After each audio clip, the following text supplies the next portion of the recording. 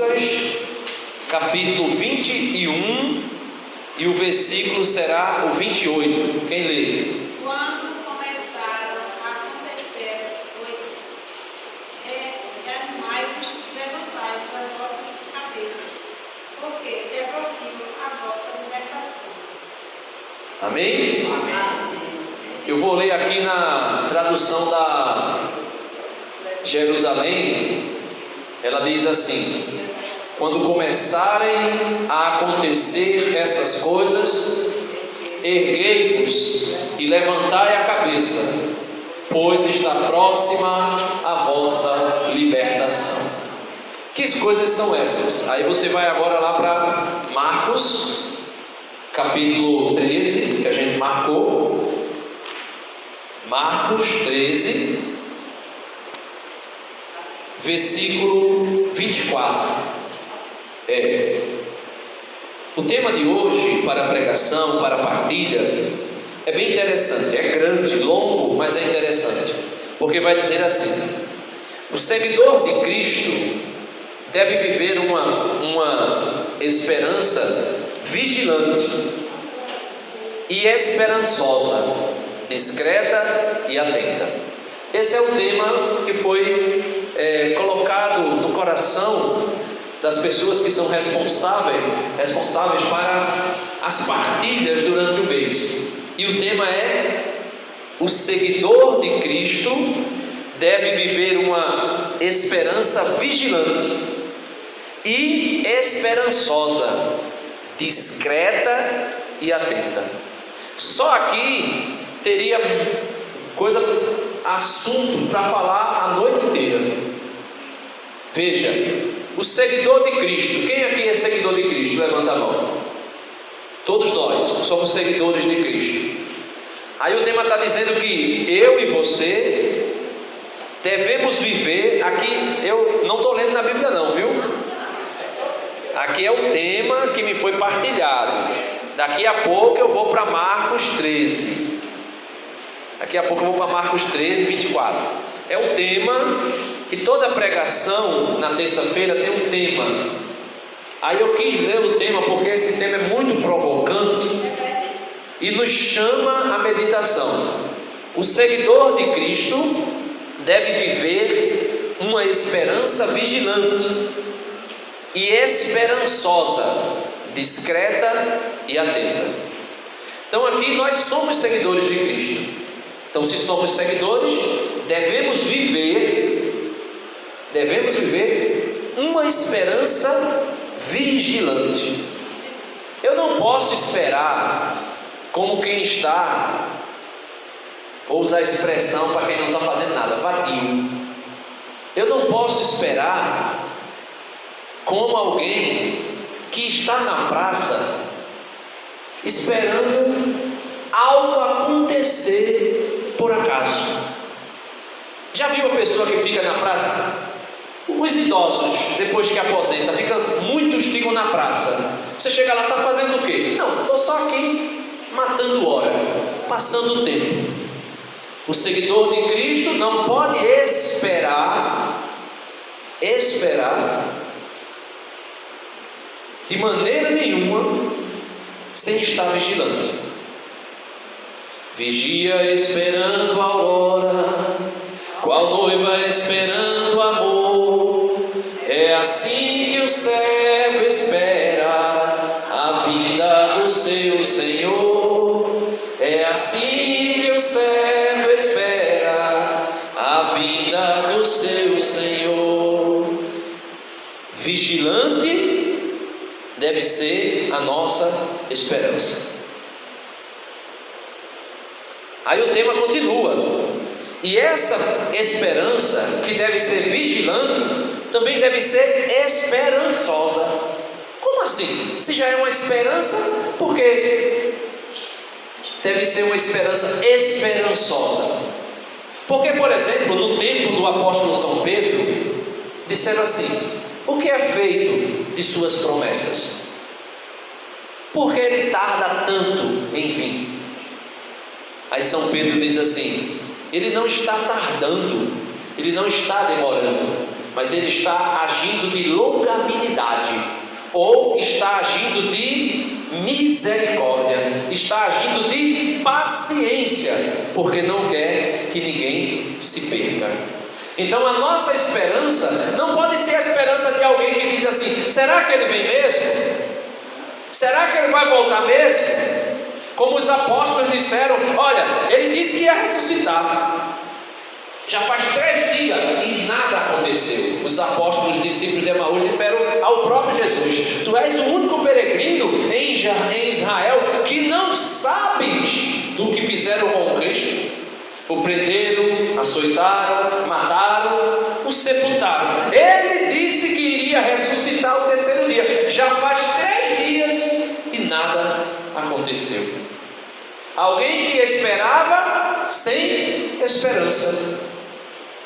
Não era uma esperança esperançosa. Diferente de Maria, mãe de Jesus, que sabia verdadeiramente que ele iria ressuscitar. Então, aí ele diz que essa esperança deve ser vigilante, deve ser esperançosa, porém deve ser discreta.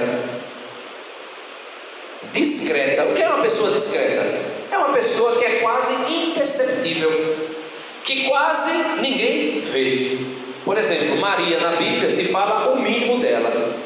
Aí alguém diz assim: é porque ela não tinha importância, importante era Jesus, a Bíblia fala de Jesus. Não é porque ela não era importante, porque ela era tão importante que ela será bendita, diz Isabel, cheia do Espírito Santo, por todas as gerações. Todas as gerações te proclamarão bendita. Então ela era mais que importante, ela é a maior de todas as criaturas, mas ela era discreta. Ela era alguém discreta. Eu estou esperando o Senhor, mas eu vou ficar esperando o Senhor por aí. Oh glória, aleluia, vem Jesus, já está te esperando. Oh Jesus, chega, vem Jesus. Não, alguém que espera discretamente. Porém, alguém que espera discretamente, mais atenta. Não é alguém que vai esperar desatenta, a ponto de quando gritarem: olha, o noivo está chegando, a gente das lamparinas, eita, a gente não tem óleo, me dá óleo aí. Não, vá comprar o óleo e deixe de ser desatenta. E quando foi comprar o óleo, quando voltou, a porta já tinha se fechado. E quando a porta já estava fechada, bateram na porta: Senhor, abre-nos. E Jesus disse: não vos conheço. Só aqui, se eu fosse trabalhar essas palavras, eu pregaria acho que a noite toda. Só que alguns elementos Jesus deixou para nós, para dizer para mim e para você quando vai se aproximar o seu retorno, a sua volta, para que a nossa esperança não seja desesperada, mas seja esperançosa, seja uma esperança viva, porém discreta. Uma esperança viva, porém discreta. Discreta foi a esperança de João. Olha, tiraram o mestre do sepulcro. Aí corre Pedro, e João, que era mais novo, correu mais rápido e chegou primeiro do que Pedro. Mas não foi alguém estabanado, agoniado. Não, foi alguém que estava atento, porém sucinto, discreto. Quando chegou, olhou o túmulo de fora e diz assim: mas não entrou. Quando o outro discípulo chegou e entrou, aí descreveu como as coisas estavam, aí diz assim: e o discípulo que o amava creu, acreditou. Porque não era alguém que queria aparecer. Ele poderia correr, talvez alguns de nós aqui iriam correr mais rápido para dizer assim: eu tenho que ser o primeiro a dar a notícia. Eu conheço gente que para dar má notícia, não é nem boa notícia, é má notícia, se apressa em falar, a ponto de atropelar o outro que começou a falar, só para ele ter o prazer de dar a má notícia. Isso é uma pessoa que não tem discreteza nenhuma, né? Discrição nenhuma, melhor dizendo. Era uma pessoa estabanada, uma pessoa, né? Como é que chama? Uma pessoa que quer amostrada, alvoroçada, né? Então, Jesus descreve alguns sinais da sua volta. Vamos ver aí, São Marcos capítulo 13, versículo 24. Eu peguei até uma filinha aqui que eu fui anotando algumas coisas, porque é importante o que a gente vai falar hoje. 8h30 já, né? É importante o que a gente vai falar. Vamos lá.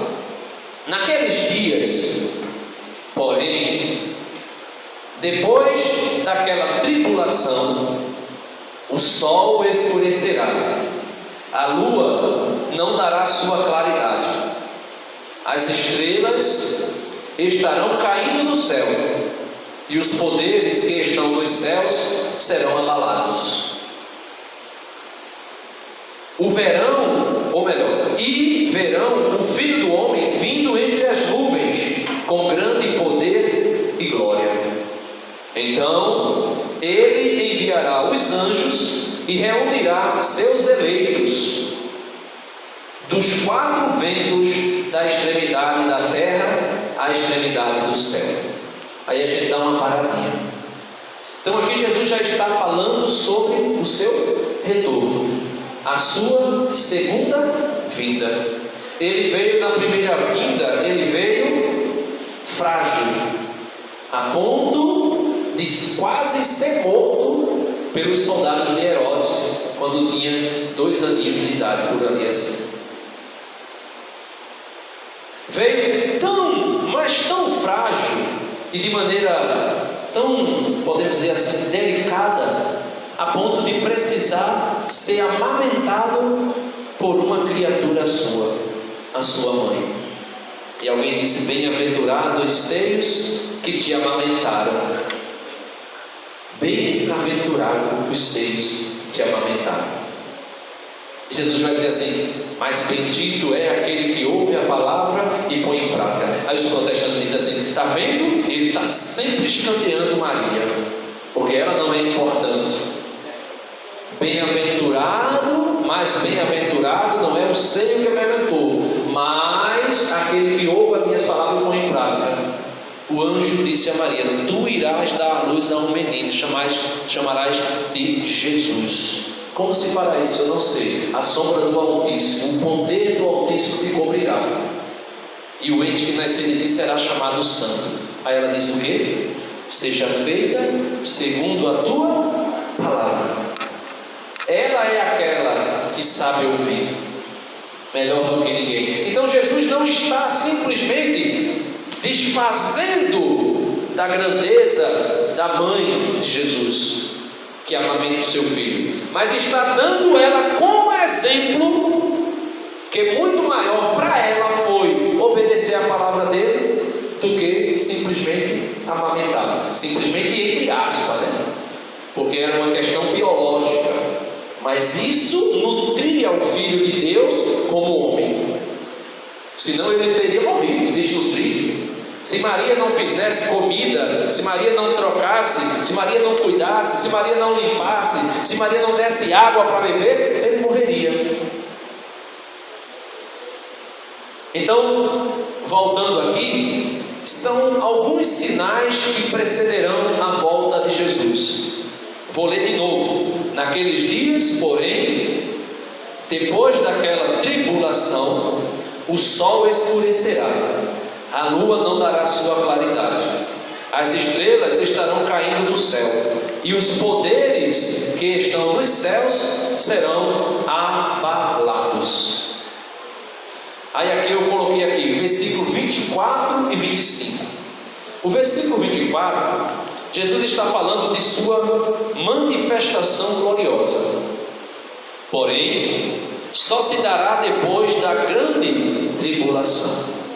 Então haverá uma grande tribulação, como nunca houve na história da humanidade, e como nunca haverá mais.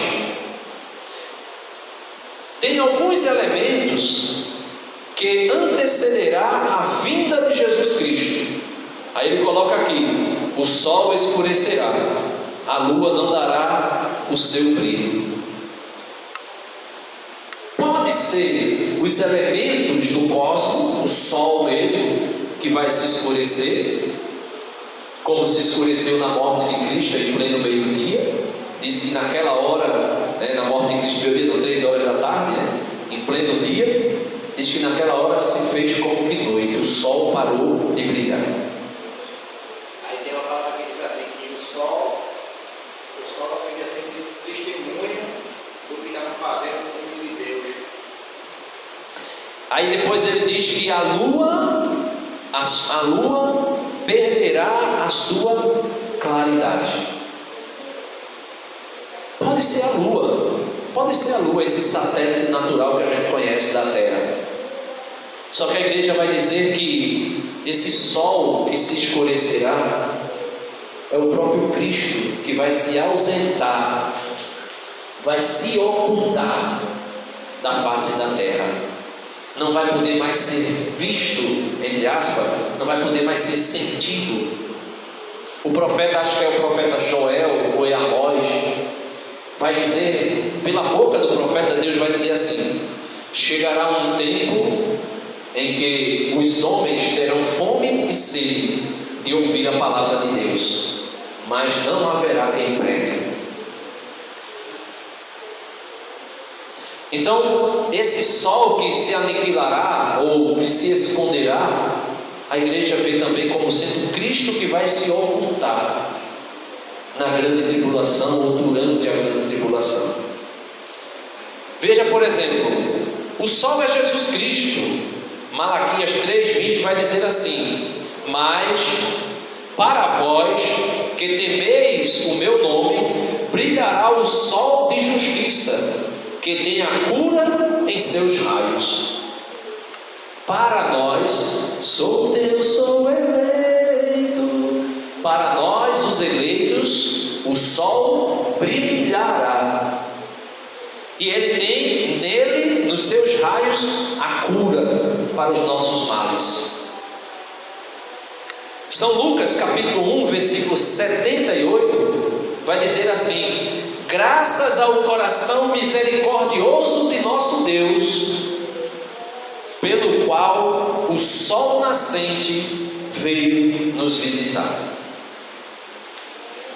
O sol nascente veio nos visitar, e aqueles que andavam nas trevas viu brilhar uma grande luz. Então, para o mundo, Jesus se ocultará, mas para os eleitos, ele brilhará, ele resplandecerá com sua glória. E essa lua que perde o brilho, a igreja vai dizer que é a própria igreja. Os eleitos desaparecerão da face da terra, também serão ocultados da face da terra.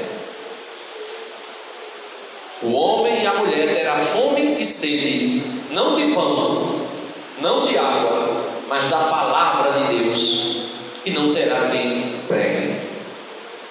Veja o que o Catecismo da Igreja Católica diz no parágrafo 677, diz assim: a igreja não entrará na glória do reino senão através dessa última Páscoa, a Páscoa de Cristo. Lembra?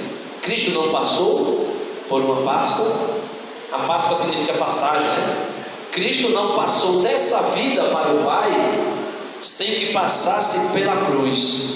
Aí o catecismo diz assim: a igreja não entrará na glória, como Cristo entrou na glória do reino, senão através dessa última Páscoa. É a última, a aprovação derradeira da igreja. Anote aí para você ler no catecismo. Provação derradeira da igreja, parágrafo 675, 676 e 677. Aprovação derradeira da igreja. Então a igreja não entrará na glória antes que passe por esta última Páscoa. Aí vai dizer assim: em que seguirá o Senhor na sua morte e ressurreição. O reino não se consumará, pois, por um triunfo histórico da igreja. Não é que a igreja vai vencer o mundo, vai converter todo mundo, vai fazer com que o mundo inteiro se torne católico. Não. Veja, o triunfo da igreja, o reino não se consumará, pois por um triunfo histórico da igreja, segundo um progresso ascendente, como que dissesse, a partir de agora a gente vai pregar, todo mundo vai ouvir e todo mundo vai se tornando católico e o mundo inteiro vai se tornar católico. Não, ele vai dizer: mas por uma vitória de Deus sobre o mal, que fará descer do céu a sua esposa, a igreja. O triunfo de Deus sobre a revolta do mal tomará forma de juízo final após o último abalo cósmico deste mundo que passa. Então Jesus deu alguns sinais. O sol parará de brilhar. Pode ser o sol mesmo, um eclipse. Imagina um eclipse. Estão dizendo que tem uma profecia, se eu não me engano é de Garabandal, né? Uma profecia aí, eu não recomendo, porque são profecias assim, coisas muito proféticas a respeito de apocalíptica, né? E talvez as pessoas não compreendam o que está se falando e comecem a ter medo. A gente leu Lucas 21, 28 dizendo: quando essas coisas começarem a acontecer, levantai-vos e erguei vossas cabeças, porque a vossa libertação está chegando, está próxima. É Jesus que chega. Então tudo isso que vai acontecer, o sol deixará de brilhar, a lua perderá o seu brilho, estrelas começarão a cair do céu. Aí teve um ateu que veio dizer a mim: olha, na Bíblia a gente percebe bem nitidamente que Jesus não era Deus. Eu disse: por quê? Porque Jesus vai dizer que as estrelas vão cair do céu na terra. Aí ele vai e mostrou assim: dá uma olhadinha aqui, o que é a terra comparada à estrela que está mais perto de nós, que é o sol. O sol é como se você imaginasse assim: o sol do tamanho dessa capela e a terra um grãozinho de areia no chão. Aí ele disse: dá para ver aqui que Jesus não sabe o que é uma estrela, e que as estrelas não tem como cair na terra. Aí eu disse assim: talvez você pense que Jesus não saiba, porque você esteja pensando que Jesus estava falando para pessoas da nossa época que têm um conhecimento claro do que é a estrela. Porém, ainda hoje na nossa época, vocês mesmos que são estudiosos do cosmos, dos astros, vocês vão dizer que o que é uma chuva de cometa? O que é um cometa que passa? Vocês chamam de estrelas cadentes. Vocês mesmos chamam de estrelas cadentes.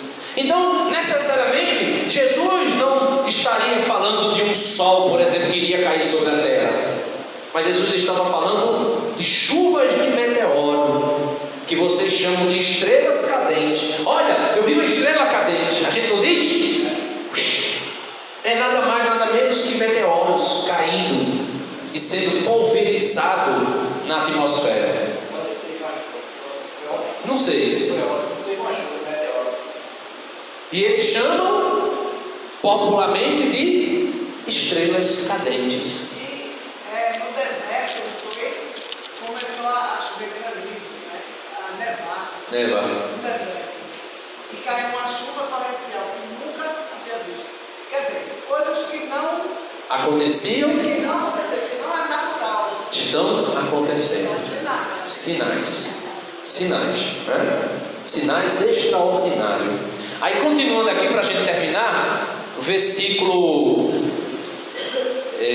28 vai dizer assim: Jesus vai dizer para mim e para você: por isso é preciso a gente ter uma esperança vigilante. Vigilante é alguém que fica atento, e não somente vigilante, mas esperançosa. Aí ele vai dizer assim, versículo 28: aprendei, pois, a parábola da figueira. Quando seu ramo se torna tenro e as suas folhas começam a brotar, sabeis que o verão está próximo. Então o agricultor conhece quando o verão está para chegar, só em olhar para a mudança das características de uma árvore. Tem outro momento que Jesus diz assim: vocês veem se formar umas nuvens e o céu ficar avermelhado no céu, logo vocês dizem que vai chover, e assim acontece. Vocês veem soprar o vento do deserto e vocês vão dizer assim: vai fazer frio, e assim acontece. Aí ele diz: hipócritas, vocês sabem interpretar os sinais da natureza, mas não sabem interpretar os sinais do fim do mundo. Aí Jesus está dizendo para mim e para você nessa noite que a gente precisa ser alguém que fique como um agricultor. Veja, ele diz: aprendei, pois, a parábola da figueira.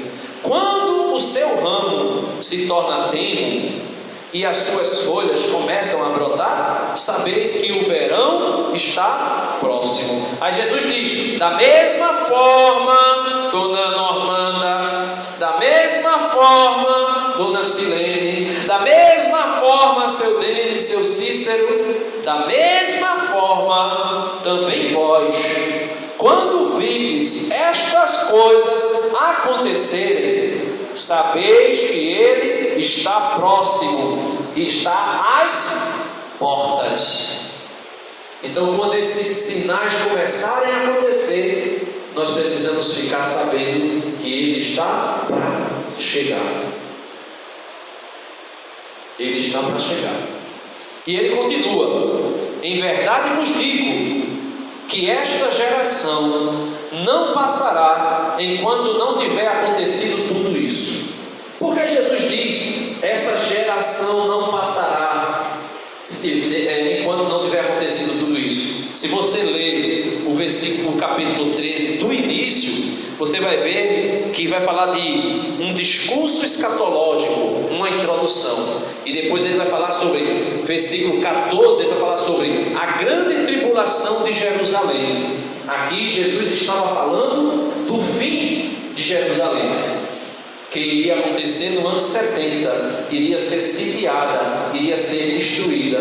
Essa geração não passará até que essas coisas aconteçam, diz Jesus. Aquela geração que ele estava ali com ela, não passaria até que essas coisas acontecessem. Esses sinais aqui: o sol se escureceu quando Jesus estava na cruz. A lua perdeu o brilho enquanto Jesus estava na cruz.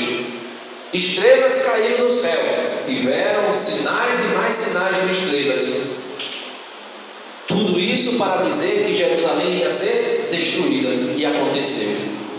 Só que a palavra de Deus é atemporal, ela não está aprisionada ao tempo. Jesus disse que céus e terra passarão, mas as minhas palavras jamais passarão.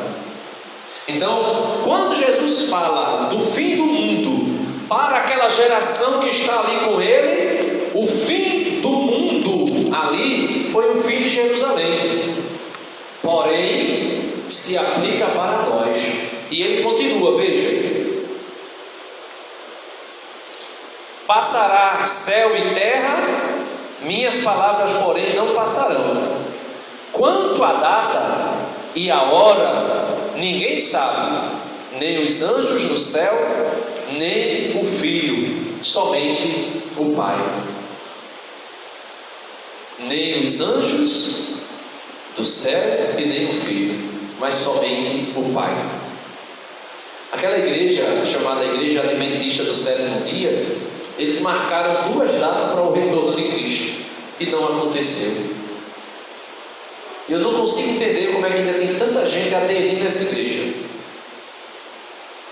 Porque se marcou a data, já estava desobedecendo a Jesus, que disse que nem Jesus mesmo, nem os santos sabem o dia em que o Senhor voltará. Claro que agora Jesus sabe, né? Porque Jesus está na glória eterna com o Pai.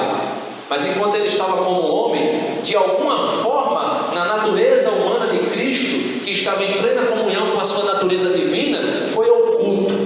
O Pai não queria que fosse revelado esse dia. Mas Jesus agora sabe. Agora glorificado, ressurreto no céu, ele sabe o dia que ele vai voltar. Mas enquanto ele andou com os apóstolos, foi oculto a ele essa verdade, essa data específica. Se você ler o primeiro capítulo de Atos dos Apóstolos, os apóstolos vão dizer assim: é agora, Senhor, que tu vais restaurar o reino de Israel? Jesus diz: não cabe a ninguém saber os projetos de Deus. Ali ele já sabia, ali ele não disse mais que o filho não sabia, porque ali ele já tinha sido glorificado, já tinha sido ressuscitado. Ali ele já sabia, mas ele não quis revelar. Imagine se ele revelasse. Imagine se ele revelasse que no dia 12 de dezembro de 2024 o mundo fosse acabar. Quantas pessoas não tirariam sua vida? Quantas pessoas não entrariam em parafuso? Quantas pessoas iriam fazer de tudo, como já tem feito, para usufruir dos bens e dos prazeres deste mundo antes que ele acabasse? Denis, eu lembro que tinha uma grande preocupação no ano 2000. Não sei se como dizer, é que muita gente dizia que no ano 2000 não é? Então houve toda uma espera, né, de alguns por essa questão de acabar. Aí eu imagino quando você disse essas coisas, né, que muitos se mataram, que outros quiseram usufruir de tudo que eles mereciam, segundo eles. Então, houve tudo isso no ano 2000, na chegada do ano 2000, porque se tinha... Fim do milênio, né? Segundo milênio. É o fim do primeiro milênio e entrando no segundo. E eu acredito, será que não foi nessa época que os adventistas achavam que Deus tinha? Eu não lembro a data, mas eles marcaram uma data e deu errada. Aí quando deu errado, sabe o que eles disseram? Eles disseram: não, o cálculo foi mais mal feito. Aí calcularam de novo e deu errado de novo. E as pessoas ainda seguem uma religião dessa, não é?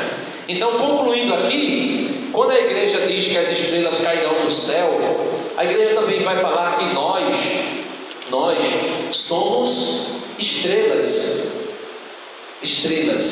que brilham no firmamento. Lembra da primeira leitura de domingo agora?